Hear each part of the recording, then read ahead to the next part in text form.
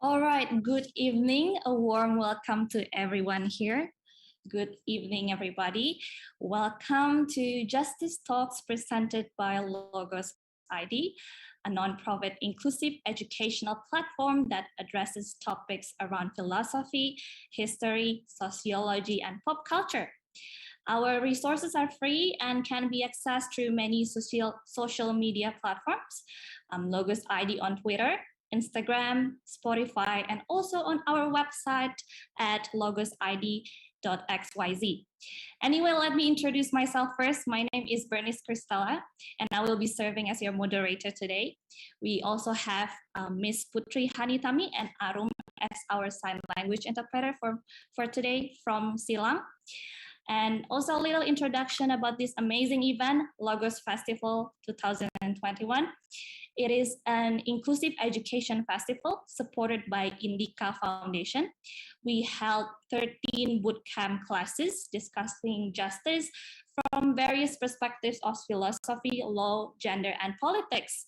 Today is going to be very important for us as this series of Logos Festival events culminates in today's Justice Talks, in which three international speakers, Dr. Takeshi Morisato, Dr. Johanna Oksala, and Dr. Marc Pruyn, will present and approach justice using their unique lenses of expertise. Now, moving along to our first session, please welcome Dr. Takeshi Morisato, who will be speaking to us on justice and philosophy. Dr. Takeshi Morisato is currently a postdoctoral research fellow at the Research Center for Asian Studies and at the Center for the Interdisciplinary Study of Religion and Secularism at Free University of Brazil. Dr. Takeshi Morisato graduated from the HIW Institute of Philosophy at the University of Leuven with a Ph.D. in May 2016 and has worked at various universities across Japan and Belgium.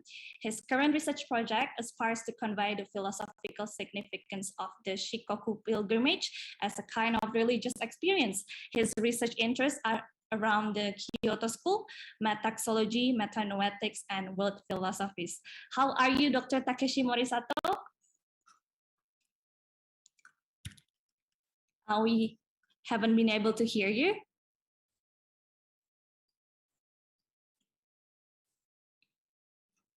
All right. My microphone was muted, not the films. I'm good to go. I'm great. Now I recover my sound, so I'm doing great. Thank you. All right, we are really grateful to have you here. Maybe a few questions about your upcoming research paper. Do you have what you have coming through in the next year? Yeah, it's actually, I think it was yesterday, my book on Tanabe Hajime and the Kyoto School. It's an introduction to world philosophy series at Bloomsbury in London. It's a Bloomsbury introduction to world philosophies series. Within that series, there's a Japanese philosophy section, and I just published a book on Tanabe Hajime, which is a part of the Kyoto School. So Tanabe Hajime and the Kyoto School just came out. I'm also involved with the European Journal of Japanese Philosophy. I'm editor of that journal, and that is coming out every year. Great. We're looking forward to see great works from you in the upcoming years as well. All right, without further ado, the floor is yours, Dr. Takeshi Morisato. Okay, thank you so much. It is a great honor and pleasure for me to be here today. I'm usually involved with this group of philosophers from Bandung.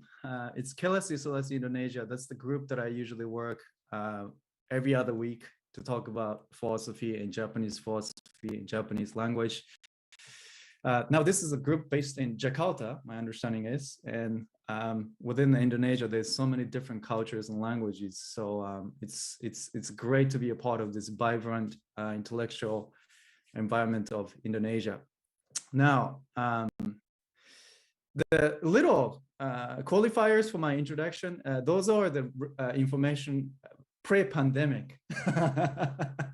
Post-pandemic, me has gone through a little bit of different career changes. Right now, I'm a visiting researcher at the Department of Japanese Studies at KU Leuven. And I just do the research there. but I also work in the different sectors and including giving lecture at the Kelasi Selassie. So that's the quick follow-up. So in this presentation, I would like to talk about more of the methodological concern. Bernice, can you actually flag me when I like 5 minutes left so that I'll make sure to finish on time, because I have a tendency to talk too long. Yeah. So just try to do justice to the punctuality of event, right? Okay, thank you. So what I like to talk about in this presentation is, because this is the Logos Festival, it's not the typical conferences where you try to provide expertise and dig deep into the small corners of specific topics. I like to give you a little bit more broader introduction to Japanese philosophy, more specifically Japanese ethics, but also to give you a little bit of like concrete angle. I'd like to introduce you this thinker called Watsuji Tetsuro. So instead of talking about justice in his works, I like to introduce who he is, what it is like for us to work in the field of Japanese philosophy, and also provide methodological concerns for the questioning of justice. I've been to so many conferences. I've been organizing. I've organized many conferences, and I started to feel a little bit queasy sometimes, because it's quite uniformity. There's the kind of the same format, same kind of presentation, the same way of doing philosophy wherever you go in the world, like going to the giant supermarket, right? Wherever you go, you get the products from all over the world all time. I think what you can see in Watsuji is a little bit of existential response to, okay, what does that mean for us to ask this question about justice? So it's a little bit of existential methodological concern for this. This presentation has 3 parts. There's a reason why the questioning is in italics, and then Watsuji is almost whited out. First, I would like to introduce you who he is and try to introduce his concept that he uses to talk about anything ethical in the context of Japanese philosophy, and then end with a little bit of exercise. So the good presentation in philosophy or books are usually you end up with more questions than answers.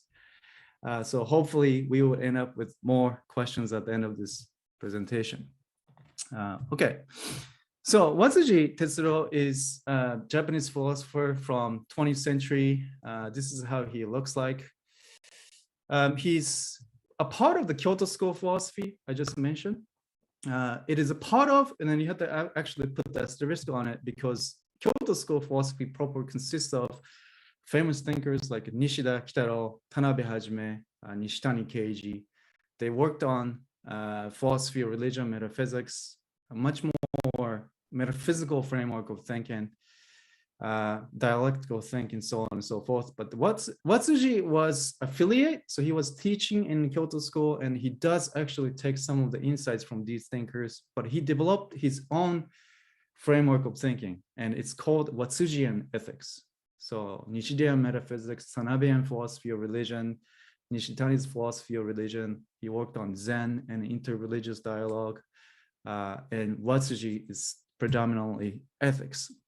Now, he started his career as a philosopher, as a specialist of Nietzsche and Kierkegaard.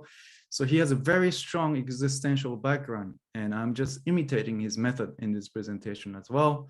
And also he had a critical engagement with Heidegger, and he eventually adapted his hermeneutical method, not entirely in the same way. He critiqued many parts of it, and he provided his own way of doing hermeneutics, but that's the background of his doing philosophy. Now, Watsujian ethics is recorded in Watsuji Tetsuro Zenshu. Now, if you study Japanese philosophy, you have to know that the first name is a family name, and then the second name is a given name. So you cannot call him Tetsuro. That would sound weird, okay? So Watsuji Tetsuro Zenshu, and Zenshu means complete works. So that's the abbreviation usually. And volume 10 and 11, he spent 15 years writing these texts, so that it couldn't fit in the one volume of the complete works. And half of it, so volume 10, has been translated into English and some other European languages. the SUNY, the State University of New York Press, has translation of Watsuji's Rinrigaku. So if you're interested in reading in English, you can find. So this is the complete works of Watsuji looks like. There are 23 proper volumes and 2 supplemental volumes, and there are 25 volumes total. And I would say 2 or 3 volumes have ever been translated into any European languages so far.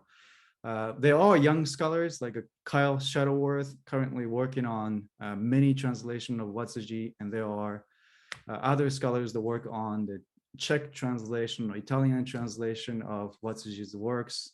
So younger scholars are, upcoming and trying to make them available. Since this is the box, right? You have to see, the other side. Can I see the other side? Okay, I'll show you the other side. So it doesn't look that different, but it's like the uniformity of Japanese publication that imitated German culture, right? Watsuji is also famous for the pioneer of philosophy of nature. So he worked on environmental philosophy really early on in 20th century, and it came up with this conception of fudo, often translated as climate and culture. So this conception of the world and nature that is not divorced from the human perspective. And he was working on this conception. So if you're interested in Japanese philosophy of nature, also he's the one to go to. So instead of going straight to volume 10 and 11 of ethics, he spent 15 years writing. It will be too much for us to cover. And this is a typical case in philosophy. You always have to go back, right? So what did he write before these 2 volumes? And that's volume 9. And he wrote this text called The Ethics as a Study of Ningen. And Ningen is a Japanese word for human beings or human being or the human, many different implications. And he provides a methodological ground for doing ethics. And this is where things become relevant to our topic today. Also, it has a really interesting self-reflective beginning. So hopefully what I'm going to do is to show you what it is like for us to work in the field of Japanese philosophy. So let me share the PDF of this volume 9. So this is a PDF. So Japanese book is bound on the right? And then you'll flip from left to right, and then it's written vertically from right to left. So that's already a intercultural experience of reading. Volume 9 of Watsuji Tetsuro Zenshu consists of 3 books, and one of them is study of ethics as a study of Ningen, of the human. This is a table of contents. And then this book is dedicated to Nishida Kitaro, so you can already feel. I'm going to assume that everybody reads Japanese, and then I'm just going to translate as we go through the line. So you have this experience of what it is like to go through these texts. So this is a preface. He says this book is only describing the significance of ethics as a study of Ningen and also its method. So this book is not going to the systematic description of ethics at all. It's just significance and methodological ground. It is only an introduction to ethics. However, what I hope for as an author is that by clarifying ethics in this way, I hope that I can stimulate the interest of the readers in the topics of ethics. So it is just encouragement for you to actually explore the world of ethics. If this book has served as an opportunity for people to think about the problems in ethics by themselves, my wish is fulfilled. So the purpose of writing this book for me is to write in such a way that you would start thinking about ethics. And this is a table of contents, and this is where things become really interesting. So he has 2 parts. First, he provides the significance of ethics as a study of Ningen, and then he provides the method of ethics as a study of Ningen. So significance, methodology. And the first part, there's 11 chapters. Out of that, 5 works on Japanese word. So the meaning of the word ethics, rinri, meaning of the word ningen, human beings, the meaning of the word seken or yononaka, which means the public or the world, conception of the world that is not divorced from the humans. And then significance of the word sonzai, existence. And then constitution of ethics as a study of ningen. So he goes through this sort of like hermeneutical approach to his own linguistic background of being a Japanese intellectual. So what do we actually mean by these words when we talk about this in our language? And then goes in to talk about Aristotle's politics, Kantian anthropology, Hermann Cohen's concept of human, Hegel's ethics, Feuerbach's anthropology, and existence of human in Marx. So what he does is this sort of like mutual relationship between Japanese intellectual tradition or Sino-Japanese intellectual tradition in one way, but also engaging with Anglo-European philosophical traditions at the same time. Of course, he studied these Western topics before, but he decided to actually work on the language that we use. So perhaps that's something that we should think about. If we're going to talk about justice in a language that is different from Anglo-European languages, perhaps we should pay attention to the language that we speak in before just accepting what is being offered in history of European philosophy. Read on a little bit, just to give you the sense of what it is like to study ethics with Watsuji. This is a really interesting self-reflective overture that I wanted to share. He said, if we answer the question, what is ethics? And then if you say that the answer is that the ethics is a study on the ethical or the morality, everything has been answered in that question that responds to the first question, but at the same time, it is not answering anything. Ethics is the question of what is ethics, right? Hence, it is correct to answer that question with this question. However, it doesn't really touch on the content of this question at all, this questioning. Hence, the content of this question has to be clarified and determined by the person who is studying ethics by themselves. So there's a kind of existential importance that perhaps the question of justice or ethics is something that is not we learn from somebody else, but it's something that we have to actually try to answer by ourselves. That's the gist of the opening of ethics as a study of ningen. Okay, hold on. Let me go back to the Chrome and the presentation. So what's happening in Watsuji and ethics is the first you have this conception of rindi, ethics in Sino-Japanese language, and it goes to the side of European ethics, but somehow it also comes back and informs the ways in which we talk about the conception of ethics. So, and then he says the conception of ethics is based on this conception of ningen, that is it is the word that describes the human existence or realm or human beings in Sino-Japanese language. So intercultural, cross-cultural, comparative method is applied in this framework. I'm going to allow that scribble on the screen. There's a betweenness between the speaker and whoever struggling with this question, okay? So ethics. So let's just quickly take a look at this conception of ethics. And I'm pretty sure I'm spending time. I haven't heard anything from Bernice. So we're good to go, right? Okay. Ethics. So starts with this. So this is volume 10 and 11 of ethics in Watsuji. It starts with a critique of modern subject.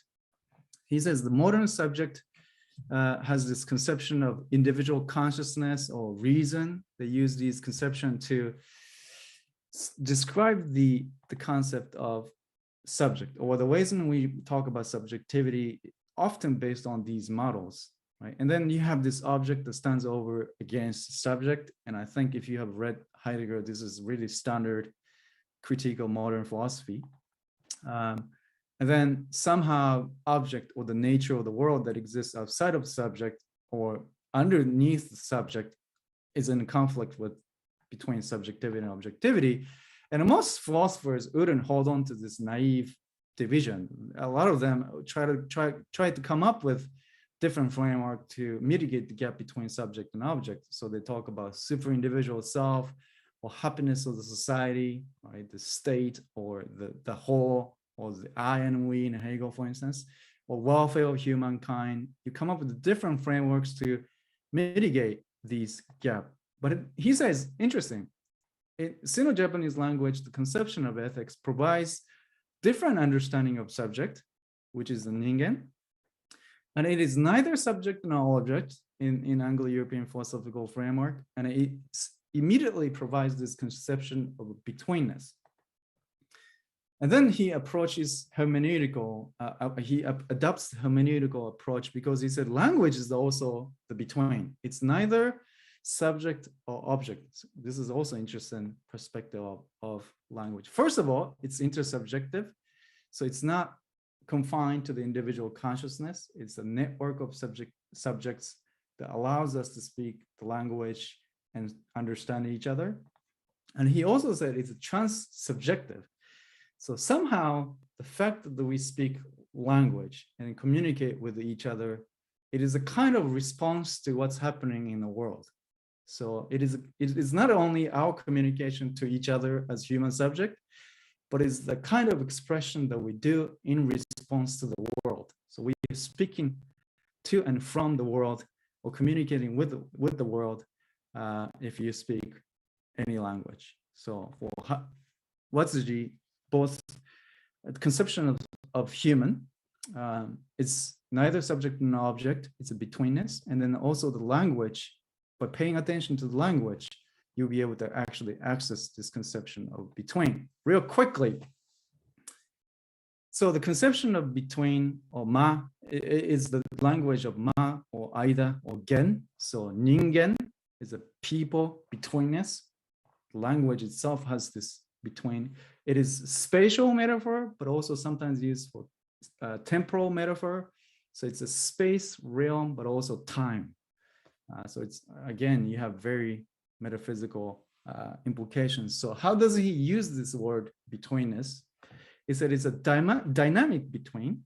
In other words, it's not a sum total of natural objects. It's not all things, all that is in the world. It is a socio-natural community. It is a kind of the community, not only among the humans, but also humans and nature, right? So that's the conception of the between. It is neither the world, the public, nor individual. It is a kind of both of them, but also it's not reducible to either of them.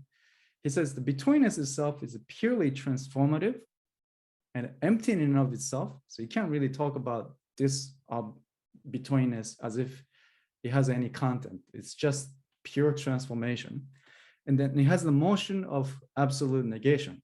And this is where he becomes very close to the other Kyoto school thinkers. He says, self-negation is the realization of totality. So what enables the individual to be what it is that there's a kind of self-negation of the world for the individual to be what it is. And then in order for the world to be what it is, individual selves would have to give a space for the world as the other. So there's mutual relationship based on this giving room to each other. Example, you gave me 25 minutes to talk, so you actually remain silent, technologically muted, so you can provide me a space for me to be able to communicate what I'm thinking about. And also, if it's just one way, right? If I force this communication, just keep talking for 1 hour, don't allow any questions, you're not interested in my talk. Right? So there's a kind of already at work in our communication, there's giving room to each other to speak for ourselves, right? So that's what the betweenness is about, and that's what makes humans humans. Of course, it seems like it's going to apply to more than just humans. So I'm going to try to finish, Bernice. How are we doing? Yes, you have 5 minutes. 5 minutes. So I'll finish early so we have more time for questions and answer. So you might have noticed I haven't talked about justice at all in this presentation. I just introduced how is ethics is practiced in the context of Japanese philosophy to begin with, before narrowing it down to this conception of justice, I think what will be interesting for us to do here is to rephrase Rindi, or the ethics in Watsujian framework, with justice. So we have to think about how do we use this word justice, right? And I'm meaning not only in this English word justice, and speak in the global context of international studies of justice or something like that, but much more like justice in languages that you speak. For instance, I understand that Indonesia has more than one language. In fact, there are many languages, right? I think most of us, given a presentation in Indonesia, from outside of Indonesia, know nothing about Indonesian culture, language, and history, right? So perhaps one of the things we could do is to actually start asking that question, right? To adapt Watsujian framework of thinking. Okay, let's pay attention to what we mean when we use these words. Okay, this does not necessarily mean, right, that we should get rid of Anglo-European philosophy because these are the philosophical frameworks of the colonizers.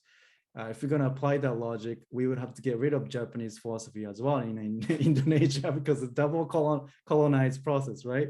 So we have to get rid of the Anglo-European and Japanese philosophy. That would not be helpful. But instead of just taking them at face value, perhaps it's important for us to start digging what's available in our intellectual resources in each of our intellectual and cultural traditions. And also, this brings us to the question of what does it mean for us to ask the question of justice? So this group consists of scholars from Europe, right, and Japan and Indonesia, and I'm pretty sure some other people watching this, some of the YouTube followers, right? And we have very international framework in which we can think about this justice. So in this combination, what do we have to do, right? What do we have to actually make sense of? Does the conception of justice by bringing Japanese philosophy or Indonesian philosophy would have to be revised or modified in a context of international discussions on justice, especially in the context of philosophy? And then last point, I would like to know, how is the concept of justice described in your socio-cultural linguistic betweenness? I'm pretty sure if I ask this question to the students from Bandung, and if I ask this question to students from Jakarta, answer would be different, because I hear that the food culture is different from Bandung and Jakarta. If the food cultures are different, I think the philosophical culture would have to be different as well. We just haven't been paying attention. So once we start to do this sort of intercultural, intersubjective communication of justice, I think we will make Watsuji proud, and he will be happy with what we do, like in this picture. On that note, I'd like to finish my presentation. Thank you for your attention. Thank you so much, Dr. Takeshi Morisato. We still have about like 2 minutes to 3 minutes time left for you. So that's great. Yeah. Question, maybe 1 or 2 questions, you can drop your question in chat section, or you can even unmute yourself and ask the question personally. Yes, I mean, I'm quite active with the group from Bandung Selasi, but also, you know, many people ask me questions through the social network, like usually Twitter. That'll be probably the easiest. And it goes into the 20 threads on answering the questions that are in philosophy. So it defeats the purpose of Twitter, but that can be arranged. Any questions?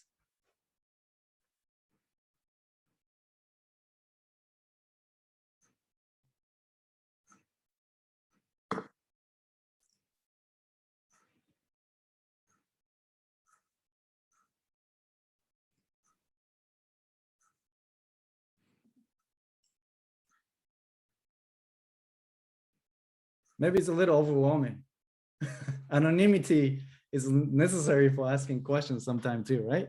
Yeah. Or maybe you can share your Twitter account, so maybe they can reach Twitter. Yeah, if you search my name, it'll pop up. I think just search my name Twitter. I don't think there are many Takeshi Morisato in the world. Actually, pretty rare family name. It's very common name, like first name, but it's very unusual last name. So you should be able to find it. Yeah. All right, maybe for a while they are still processing and digesting information. Yeah, let's carry on to the rest of the festival. Thank you so much. Thank you so much, Dr. Takeshi Morisato. Once again, very, very interesting topic, what you have just described and discussed with us as well. Thank you. Yeah, one of the highlights from your lecture just now is about the conception of between and giving the room for each other to speak about yourselves, about ourselves. So that is a very interesting one, and perhaps many people here and from our YouTube as well have learned a lot from you. Thank you so much. Thank we you. are definitely encouraged about ethics now, and it's not that scary anymore. That's great. Thank you. All right. So now moving on to the second session, do we have Dr. Johanna Oksala here already? Hi. Hi. Yes, I'm here. I'm glad to join you from Chicago. It's very early morning here, but I'm okay. All right. Before we start, maybe I'm just going to introduce about your backgrounds a bit.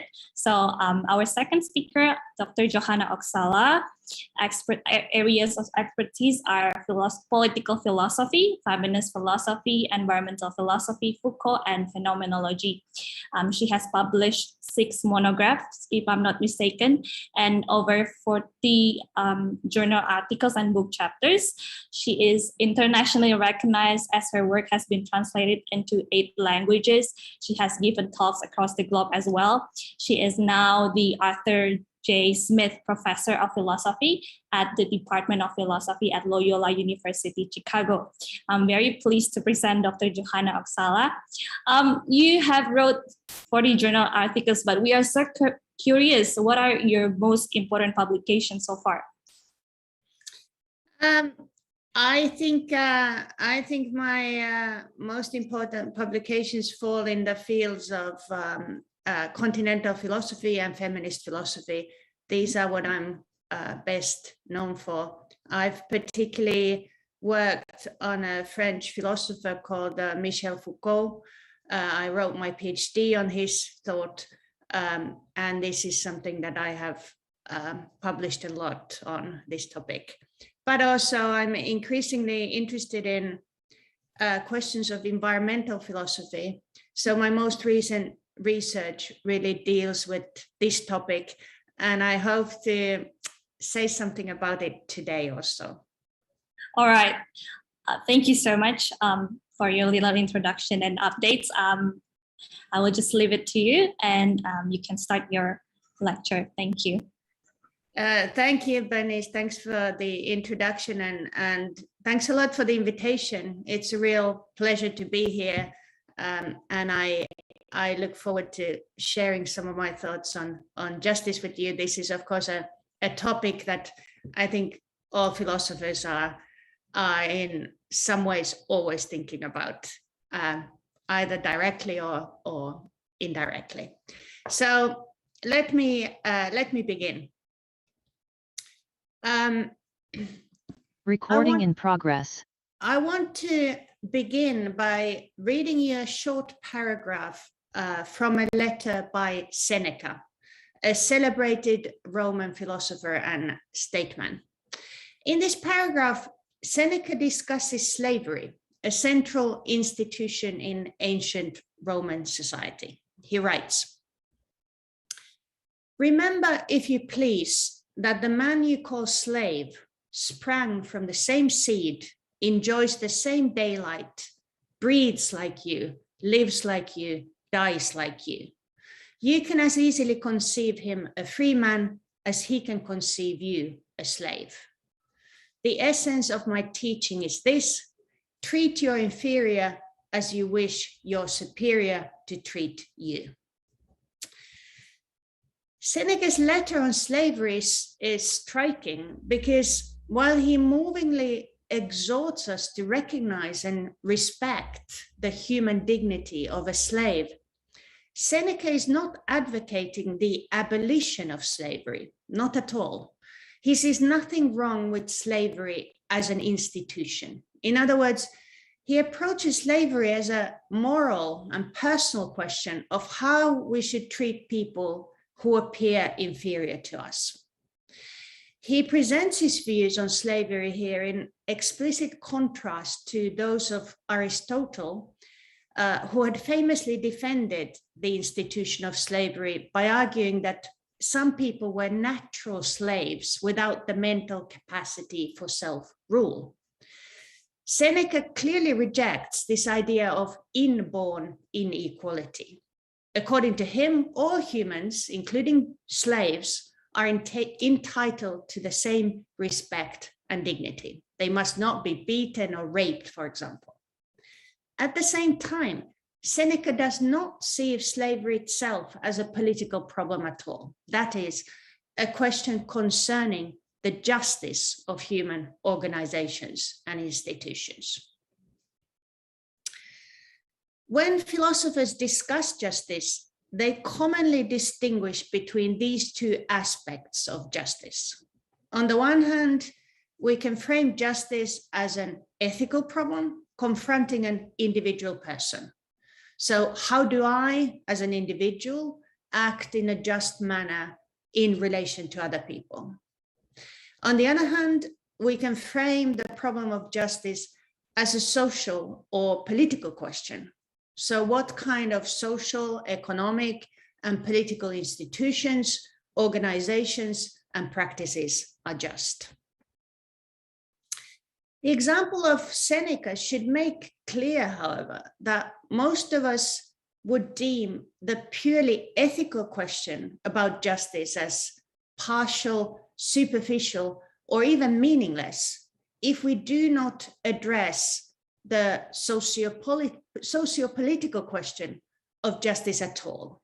In other words, no matter how well I treat a slave in terms of justice, it seems irrelevant as long as I don't also try to somehow act towards the abolition of slavery.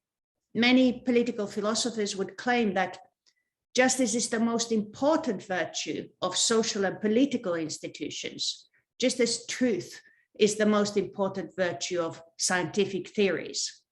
So laws and institutions, no matter how efficient and well arranged, should be reformed or abolished if they are unjust. Now, with this in mind, let us now think about the particularly acute contemporary debate on justice, namely the debate on climate justice. Human-induced climate change is arguably the most serious environmental problem facing us today. Based on the available climate science, there's no doubt that it presents an existential threat in the sense of threatening the continued existence of human civilization. The safe limit for atmospheric carbon dioxide concentrations established by the UN's Intergovernmental Panel on Climate Change, namely 450 ppm, will be reached in less than 10 years at current emission rates. Many important climate scientists have contended, however, that the safe limit was actually closer to 350 ppm, a level we already overshot in 1988, which is why we are experiencing many of the predicted effects of climate change much earlier than anticipated. If we do not act quickly and decisively to mitigate climate change, millions of people are going to be displaced, suffer hunger, water shortages, and diseases due to drought, flooding, wildfires, and superstorms that will increase significantly both in strength and frequency. Climate change mitigation introduces complex questions of justice, however. And the term climate justice refers to the idea that all our proposed solutions to the climate emergency must include considerations of justice. We need to pose questions about the kinds of social and political actions, arrangements, and organizations that would be just in the face of the climate emergency. So what kind of policies, for example, would serve climate justice in allocating resources and responsibilities fairly? When we talk about human-induced climate change, we often use the terms human and humanity as if all of us were equally responsible for this problem. But this is patently false, no matter how we slice the pie. If we focus on the wealth of individual emitters, the richest 1% of the people emit about twice as much greenhouse gases as the whole bottom half of the global population. And while it's true that there are both high and low emitters in every country, the disparities between the global north and south are nevertheless striking. While the average North American, for example, emits CO2 at the rate of 17 tons per capita, the carbon emissions of sub-Saharan Africa are barely 1 ton per capita. While such calculations bring to stark relief the disparities in responsibility for climate change, framing the question of climate justice in a framework that focuses on individual emissions can also be seriously misleading. The focus on individual emissions and consequently on the moral righteousness of our individual conduct often means that we are encouraged to seek solutions to climate change through green consumer choices. To give just some trivial examples, instead of using plastic straws, fashionable cocktail bars now serve drinks with paper straws and ask us to dry our hands with electric hand dryers instead of using paper towels. As many environmentalists have pointed out, this kind of framing of the problem might make us feel virtuous, but it does next to nothing to solve the problem of climate change. Importantly, it also stops us from understanding or even seeing clearly the problem of climate justice. To return to the example of Seneca, it's a bit like believing that justice means saying thank you to the slave you have bought to work for you. I want to make clear that I'm not suggesting here that ethical problems pertaining to our individual conduct are not important. They most certainly are. If we are interested in justice, we need to ask how I, as an individual, should act in a just manner in the face of climate change and what moral responsibilities I have, not only to the people around me, but to future generations, towards natural environments, the planet, and non-human animals. These are all vitally important questions that we need to pose to ourselves. But to really construct a compelling picture of what climate justice would mean, individual moral conduct must be placed within a broader structural, economic, and historical context. We must recognize that climate change is essentially a structural or a systemic problem caused by an economic system that is based on constant compound growth, profit maximization, and disregard for environmental limits. It's the direct result of an inherent conflict between the maintenance of ecosystems and the biosphere on the one hand, and on the other, the kind of rapid, unbounded economic growth that global capitalism requires. Moreover, we cannot understand or assess climate justice today without considering world economic and political history. Even if we are only waking up to it now, climate change is the result of roughly 200 years of accumulated emissions. Countries that have been powering their economies with fossil fuels since the Industrial Revolution have emitted about 70% of all the greenhouse gas emissions that are now changing the climate.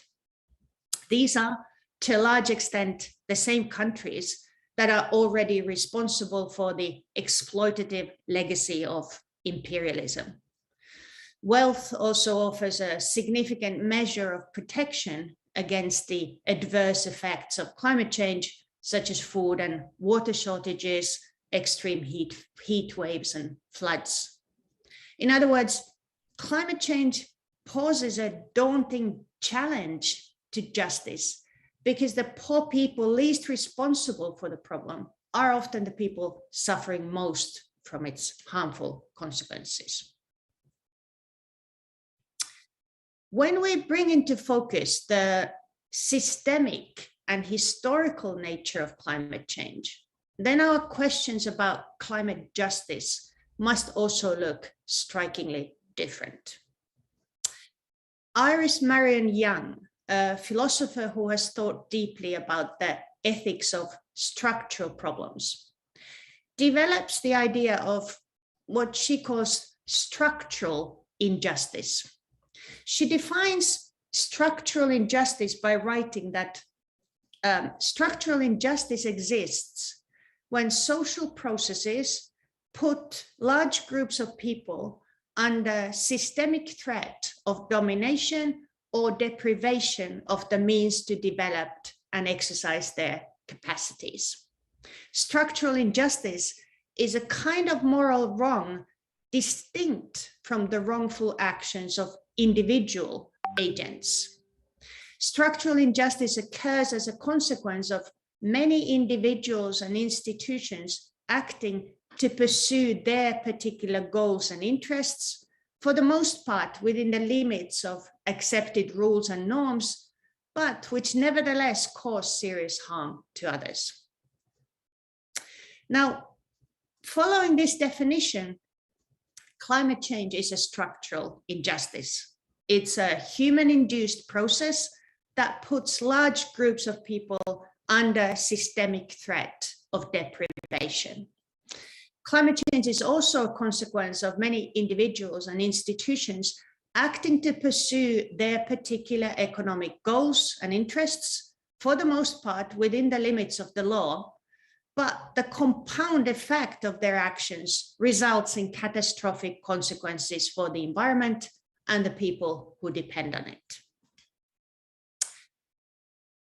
A significant aspect of Young's theory is the idea that structural injustices must entail a new understanding of moral responsibility.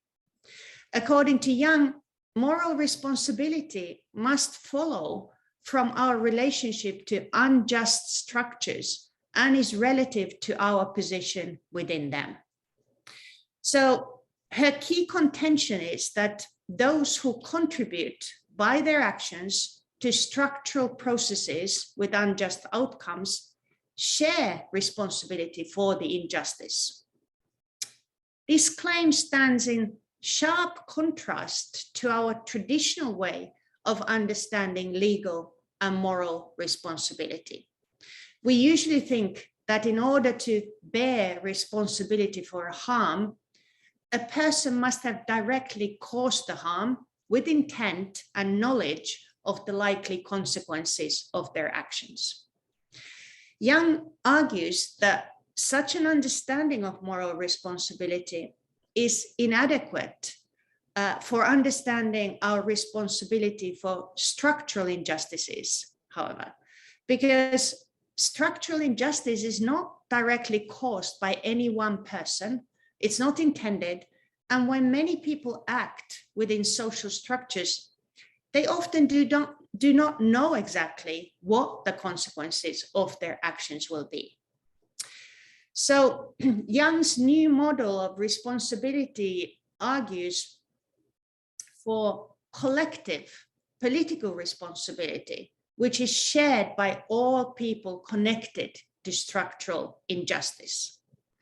Our responsibility in relation to structural injustice means that we have an obligation to join with others who share that responsibility in order to transform the structural processes that make their outcome, processes to make their outcomes less unjust. So ordinary people's responsibility for climate change, understood as a structural injustice, entails coming to see oneself as part of a broader project for political and economic transformation. We have a moral obligation to act together to transform the structural processes that have brought it about, because these structures do not exist without us, but are reinforced and reproduced by our everyday actions. This form of responsibility thus involves calling attention to how our collective actions culminate in harms and presenting and promoting feasible alternatives. For example, we must pressure our governments to institute new laws and economic policies, as well as imagining and experimenting with new ways of thinking and living. Engaging in such actions should be recognized not just as a moral obligation in the face of structural injustice, but also as a politically empowering collective practice. To conclude, I want to come back to Seneca one more time. I want to suggest that the limitations of his thought can not only help us think through what a compelling account of climate justice might look like, but also help to clarify one simple but important idea that motivates my talk, and I think this series of talks more generally. Our understanding of justice matters. Many people interested in social and environmental problems think that what we most need is action, useful, effective, practical interventions, and that posing philosophical questions about justice, for example, is just idle armchair speculation. What the example of Seneca shows, however, is that if we are unable to think of slavery as a political problem, if we cannot even see it as a political problem, a problem that's concerned with the justice of our social, economic, and political institutions and practices, then we cannot even begin to act for its abolition. In other words, the way we conceive and conceptualize social institutions, practices, and human relations has direct consequences for our ability to organize politically and bring about change. Science and technology alone cannot solve the serious environmental, social, and economic problems we face. We also need philosophical debate on the desired ends and the just means by which our societies and ways of life need to be changed. Thank you very much. Thank you very much, Dr. Johanna Oksala. That was really inspiring and refreshing as well, refreshing point of view. We still have 3 minutes for question and answer. If you have questions, you can ask directly to Dr. Johanna. Also, just want to announce that our live transcript, you can access it through Zoom. Recording stopped. I think one of the most important takeaways from your talk, Dr. Johanna, is how important it is to really understand that our understanding of justice matters. And also, I think it has encouraged me personally to start questioning climate justice in a more comprehensive way. Yeah. Yes, I hope that of course, all philosophers hope that people are interested in philosophy, but also I think a lot of people perhaps don't always sufficiently recognize that philosophy also has very important practical and political implications, and that it's not, as I said, just idle armchair speculation. Yeah. Although some of it, of course, can be that too, but it has important consequences, and I think questions of justice in today's global world are particularly acute and important. Thank you very much for that conclusion again.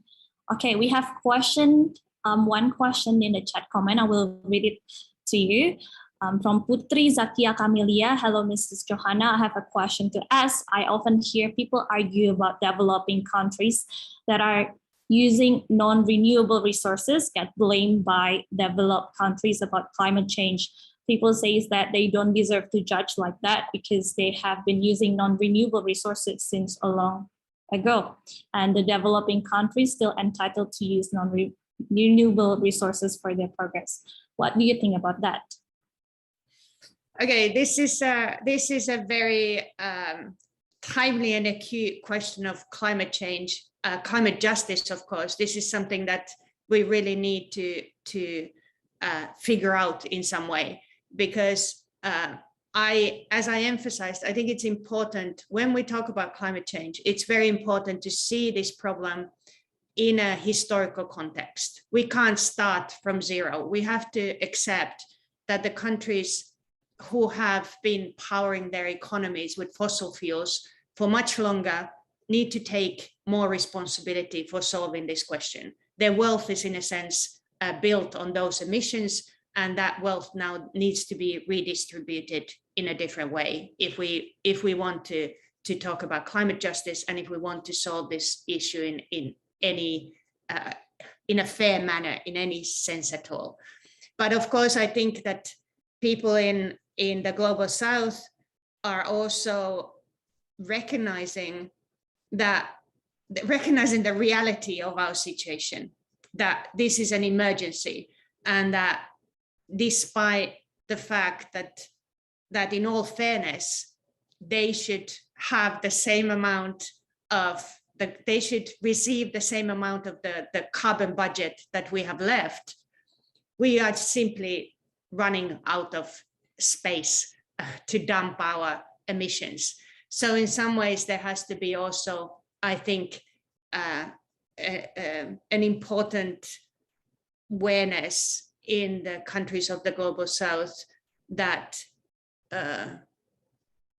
we can't continue the way that we have, that they can't simply adopt the lifestyle uncritically that fossil fuels have made possible.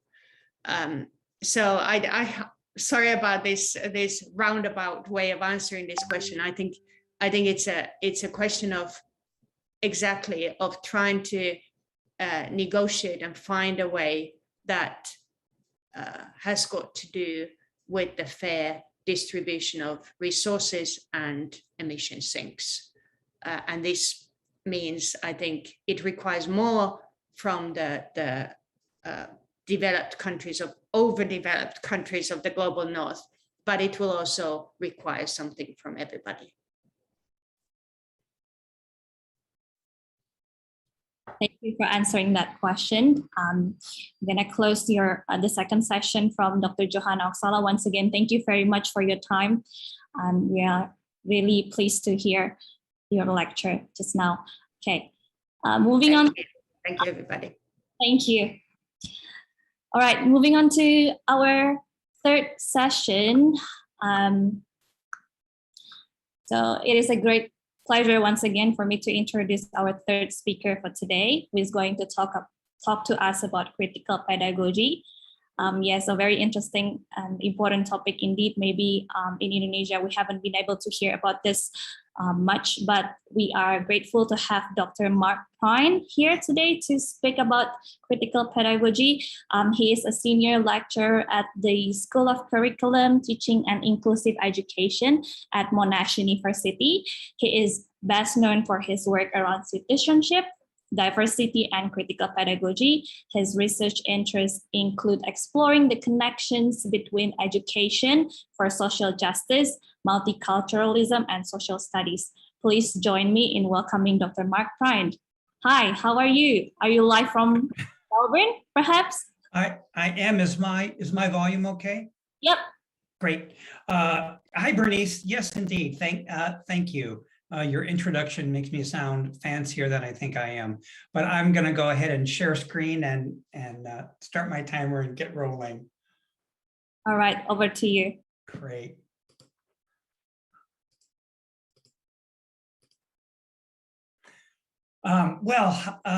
Thank you so much. I'm pleased to be here. A colleague pointed out to me that Johanna and Takeshi and I look like we're on a movie poster here. So it's quite nice. I will speak about critical pedagogy for social justice from theory to practice. Salamat malam. It is just a real honor to join you for Justice Talks. And thank you so much for having me here tonight. And I feel really honored after listening to my colleagues present to be part of this group, part of this panel. Holy moly, such fantastic scholars and ideas. I would like to begin by acknowledging the traditional custodians of the lands from which I join you tonight, those of the Bunurong and Wurundjeri people of the Kulin Nation, a country that was never ceded. I pay my respects to their elders, past, present, and emerging, as well as to all Aboriginal and Torres Strait Islander peoples and other First Nation peoples that may be present here today, including those with Pribumi heritage as well. Well, that's me in the 1980s, and then more recently enjoying two of my favorite things, donuts and bicycles, and also after getting my first jab. I've had two now. I originally am from Los Angeles, and I was a bilingual primary school teacher there, teaching in Spanish to refugees and migrants. Although it's really strange to be considered an immigrant to a country that was stolen from you, and going back generations with other thievery as well of those lands. After I got my doctorate, I was a teacher for 10 years, got my doctorate in Los Angeles and moved to New Mexico, where the states of Texas, New Mexico, and Chihuahua come together in the borderlands. And in 2010, I moved here to Melbourne, Australia, and work at Monash University. I will say that unlike Johanna and Takeshi, I am not a philosopher. I would self-describe as a critical pedagogist and a researcher in some of the areas that you described, Bernice. And so I'll approach my talk from those perspectives. I'll talk a little bit about theory, critical pedagogy in particular, and sort of the practice of it through my research a little bit, the whole notion of praxis, the iterative relationship between theory and practice. But I'll do it through storytelling, telling my own story theoretically, philosophically, and also through amplifying the voices and stories of others. Of course, this is an overview and not an exhaustive summary of critical pedagogy. Well, to talk about critical pedagogy for social justice, we really have to begin with the grandfather, many would argue, of critical pedagogy, which would be Paulo Freire, said in Portuguese and Spanish accent. In a US English accent, it would be Paulo Freire. He's a Brazilian, no longer with us. and did lots of work in the 1960s onward, very practical work, but also a lot of theorizing, and kind of got the ball rolling with his landmark book, first in Portuguese in the late 60s, and then in translation into English in the early 70s, Pedagogy of the Oppressed. And really through that, he's talking about teaching for liberation, social justice, and to learn things. This liberatory approach to pedagogy drew on existentialism, Marxism, and also liberation theology, a form of activist, socialist, human-centered Catholicism and Christianity in Latin America. So I first, when I began my master's work in education, I began studying and I said, well, who are the radicals and the progressives? And they said, well, that's Freire. And I said, well, let me read that book. And I began to read Pedagogy of the Oppressed. And I only made it so far and I couldn't keep going. I'm like, I can't do it. It's not clicking. And I kept being a teacher and I finished my master's. When I went back for my PhD, again, I'm like, let's pick this book up. It's time to read it again. And I was reading it and my brain hurt. And I got to a certain level and I was able to push past it. It's the way that he writes, his sort of embedded philosophy of practice, the translation of Portuguese to English, and just his style. I needed to push through it, and I did. And then I began reading other people. Peter Mclaren certainly is a stalwart in the area of critical pedagogy. At UCLA, where I got my doctorate, he became my mentor and supervisor and friend. His work was very meaningful and helpful to me, as well as other very important thinkers like Joan Wenck, Joe Kinchlow, Shirley Steinberg, and Antonia Darder. And many of these folks also became friends. And of course, Freire wasn't the first one or the only one doing this kind of work or theorizing a basis for critical work in social contexts, including education. Gramsci preceded him in the 1930s. The scholars from the Frankfurt School during and after World War II and well beyond.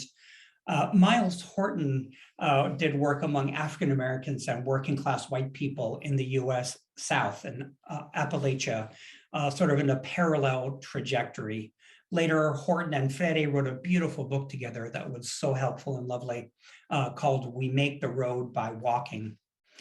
Michael Apple from the 1970s onward. So it wasn't just Freire, but a lot of people looked to him, myself included, as someone that really helped to bring it together. From his perspective, the goal of education was the development of critical consciousness, conscientização in Portuguese, or conscientización in Spanish, an understanding that students individually and collectively could remake the world, their actual worlds, into better places based on equity and justice. That education ought to be about learning to recognize your realities and reshape them. That we read the word by reading the world. Later, Freire, with a lovely scholar and person, Donaldo Macedo, wrote a book called Literacy, Reading the Word and the World. So our readings of our world, of our realities as workers, as LGBTI people, as different nationalities and ethnicities, as the global North and the global South, those readings of those worlds should come into the classroom and help us think about things more critically and to make change. A real praxis. Learn and do at the same time. A couple of his central ideas were these, and not that other scholars haven't addressed them also, and philosophers in other kinds of ways, but the whole notion of banking pedagogy, that learners' heads are empty and they just need to be filled up with knowledge. He wrote this, he said, in the banking concept of education, knowledge is a gift bestowed by those who consider themselves knowledgeable upon those whom they consider to know nothing. He pointed that out and critiqued mainstream pedagogy.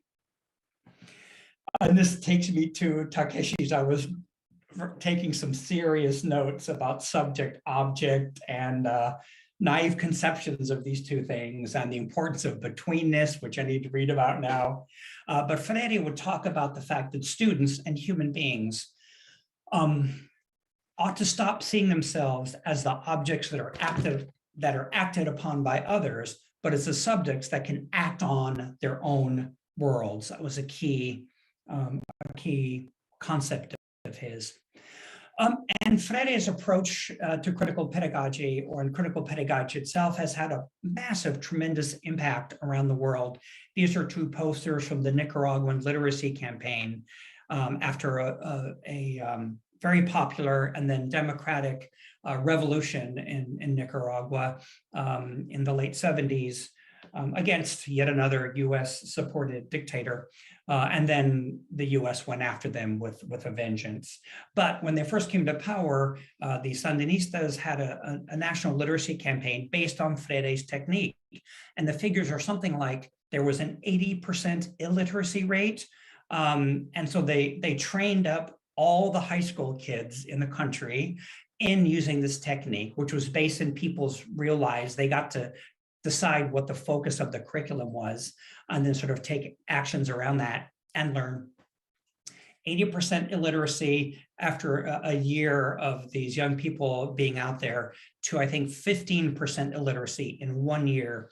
So it had a tremendous impact, not just in Nicaragua, but in Latin America, in Asia, in Africa, the Middle East, the Western world, a real enduring legacy.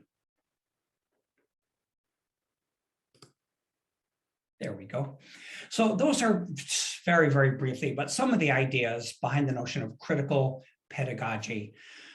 Education for social justice, and some of the major thinkers behind that approach really begun in many ways by Freire.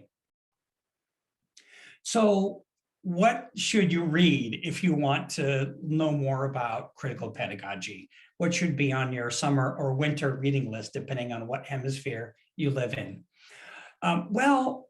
This book by Joe Kinslow, The Critical Pedagogy Primer, is awesome and very accessible. I would recommend that. Also, I might follow on Insta the hashtag Critical Pedagogy. Some really helpful ideas are shared there. This is a great quote from Eduardo Galeano. I don't believe in charity. I believe in solidarity. Charity goes from the top to the bottom. Solidarity is horizontal. It respects the other person. This book by Joan Wink, Critical Pedagogy, Notes from the Real World, very, very accessible, and Freire's own sort of landmark work, Pedagogy of the Oppressed. I've written on critical pedagogy, starting with my thesis that turned into a book on the left, and other books. Do a Google search if you want. I won't bore you, but I've written a couple of things. But really, just like Abby Hoffman suggested, a radical activist from the US in the 60s onward, he wrote a book and he titled it, Steal This Book. I like that because I don't think we should give, some publishers are lovely people, but also it's a capitalist enterprise and it seeks to make money above everything else. So I'm not suggesting you steal books, but do the inexpensive thing first. Look around Instagram, look around Wikipedia, see what resources are available to you, and go from there. Although we need to be very, very careful with social media, as we know, and stay away from it when we can. So getting to the real world here, and I really like Johanna's talk, was quite, and Takeshi's as well, really grounded in philosophy and ideas, but then they became very specific and real. So I'd like to do a bit of that here myself. So my research focuses on conceptualizations of citizenship. And it's kind of odd doing this research as someone who is not a big fan of nation states. I mean, they're a fiction, they're not real, but societies are real, and we've always had them, mostly of different sizes. I'm reading, what's the book? Sapiens, A Story of Humankind right now, an amazing read. Could talk about that later or not. But conceptions of citizenship, what it means and what it means to live in nation states and citizenship communities. And so these are my research colleagues: Eli Fumani, Lisa Carey, Phong Nguyen, Urmi Chakma, Kristen Reimer, and myself, and we're looking at these things. And we started by chatting with teachers and academics about what these concepts mean to them. We draw on folks like this: Ross, Haggart, Westheimer, Tudball, in understanding citizenship and conceptualizations of it. And why are you freezing? There you go. And folks that have been referred to today, we draw on folks like Freire, obviously, Butler, Gramsci, Darder, Foucault, and other folks. So when we talk to teachers and academics, they talk about citizenship in these ways. Citizenship through this critical lens, critical pedagogy lens. Citizenship is multiplicitous. Citizenship education is cursory, bit of a typo. Citizenship, power, and liberation are linked, or ought to be. So I'd like to share a couple of voices from our research. So citizenship is multiplicitous. This one participant said, "I associate citizenship with a sense of belonging. And I almost feel like it's in my mind, it's in my subconscious. You want to be a citizen of one place, but I feel like you can't be a citizen of one place. I feel myself as a citizen of many places. I identified in my high school years as African American, and then I switched back to identifying as Jamaican. I've kind of shifted to being both Black and of the diaspora. So citizenship for me is about belonging, but not belonging to one thing, belonging to multiple places and connected to multiple people."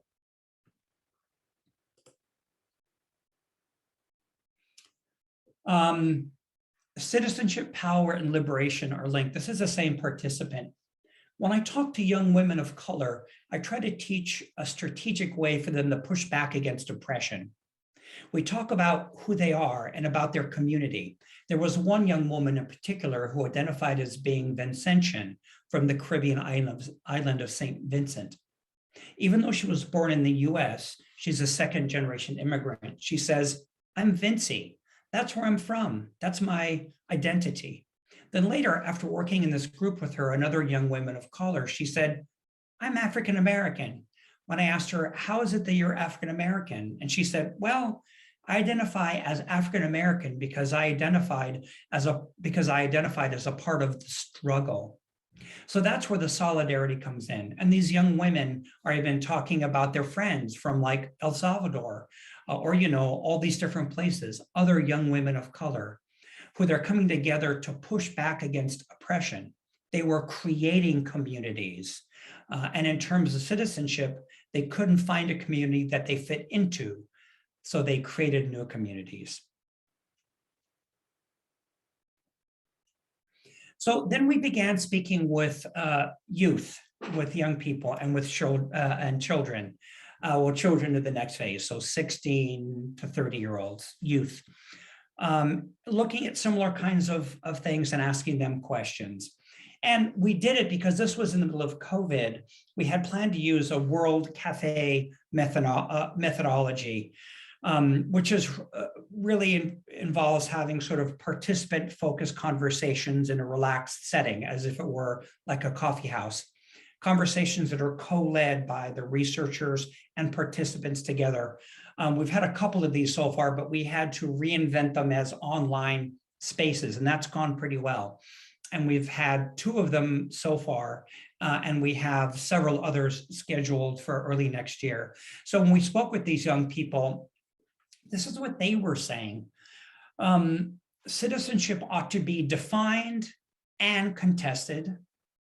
We have the right to inhabit and name our own citizenship communities, and we need to speak back to power, inside and outside of conceptualizations of citizenship. So I just keep checking my time. I think I'm okay. I'm going to share a couple of their comments. So citizenship ought to be defined and contested. This was only about 3 weeks ago when we had this youth citizenship cafe online with these participants. It was amazing. I think my definition is a bit more controversial, so I apologize if I'm offending anyone. I think it depends how citizenship is executed, right?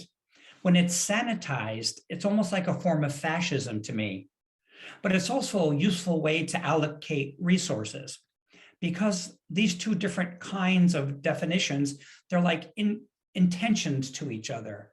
So I know this in Singapore, where I come from, it's always a big topic, citizenship, because it's kind of like a country that's around as a company in the eyes of many citizens. So citizenship has become very valuable, you know, like the idea of foreigners coming in and taking jobs. And there's that difference between the high end and low income foreigners. Now I'm a foreigner in Australia, and I know what it's like to be treated as sometimes high value, sometimes as an object of jealousy, sometimes as an object of fetish. You know, it's a very complicated thing, but yeah, that's a little spill for you.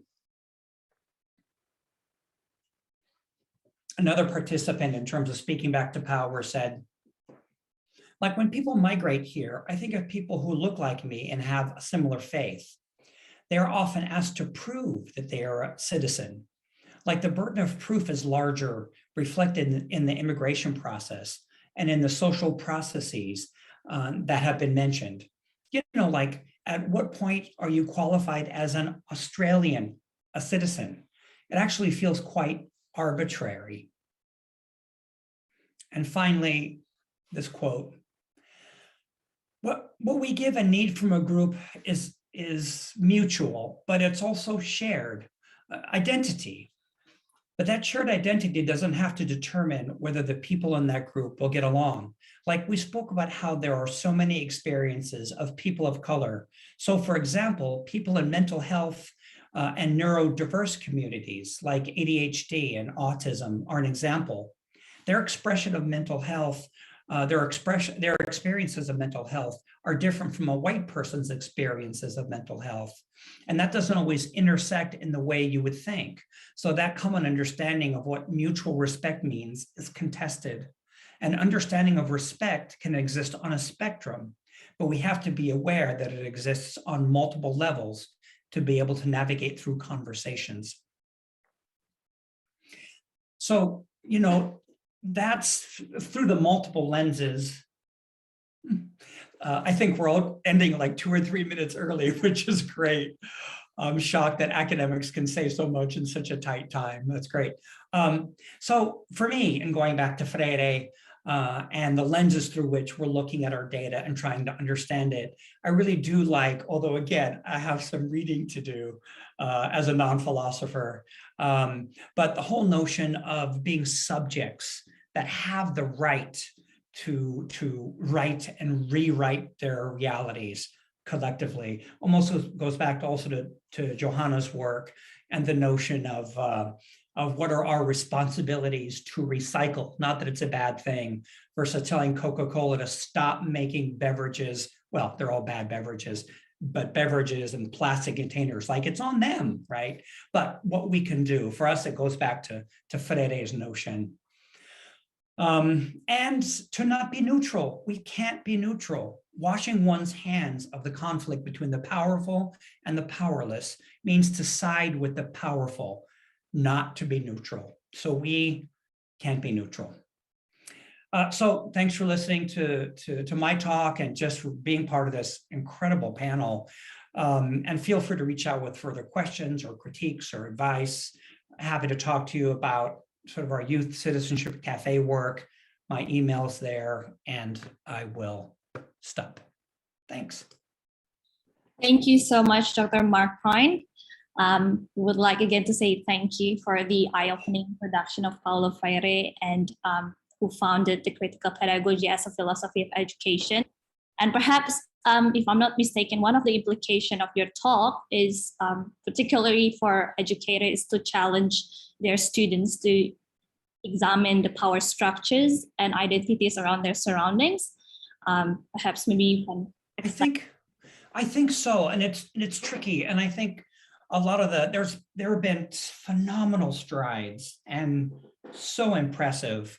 I don't want to cede generational responsibility, as is often common. I hope the kids can fix it because we've messed it up. So that's true, but I don't want to cede generational responsibility. But I have been so impressed with recent youth movements, and Johanna had sort of indirectly referenced some of those, and we know what they are.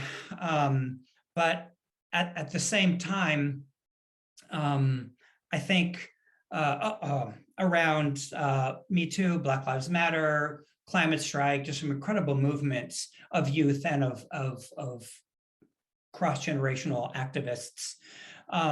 So I think that's really important. But at the same time, and some of the language we've learned, or it's become more accustomed to feeling and thinking now, was the notion of amplifying and using the power that we have when we do have power to critique our own power, you know, because of my accent and my skin and other things.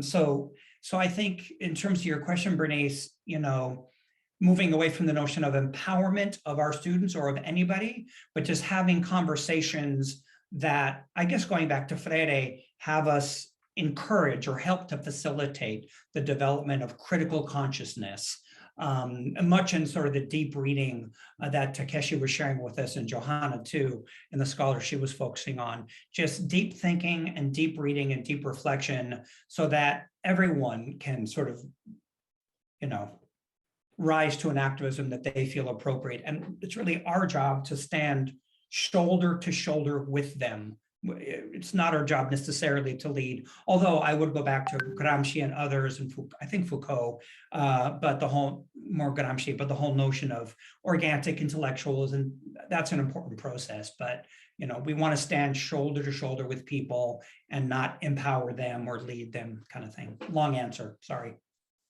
No problem. Thank you very much for also connecting the three lectures. That was really great. We are going to close the talk for tonight. Thank you again very much to all the speakers, Dr. Takeshi Morisato, Dr. Johanna Oksala, Dr. Marc Pruyn. We are grateful for the opportunity to hear from your insights, wisdom, and knowledge shared today. It certainly has inspired all of us here. So on behalf of the Logos ID team, we would also like to thank you to all the audiences for joining us tonight.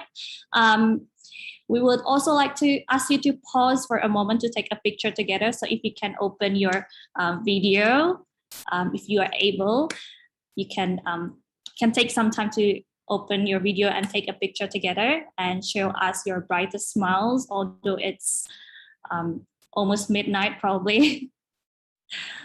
All right, so I'm going to take a picture.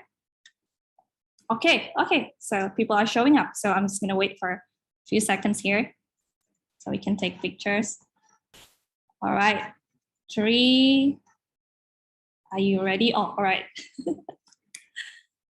Great. You can say hi to all the 3 speakers as well if you want. Trishna, I really enjoy your representation. Thank you. All right. Smile, 3, 2, 1. 3, 2, 1. One more time. All right, great. One more thing before we close, I would like to also announce that we will provide free ebook and braille books from all of the Logos Festival webinars and talks. Please do check our social media for updates and access regarding this. We're looking forward to seeing you all again in future Logos events and programs. Thank you and good night.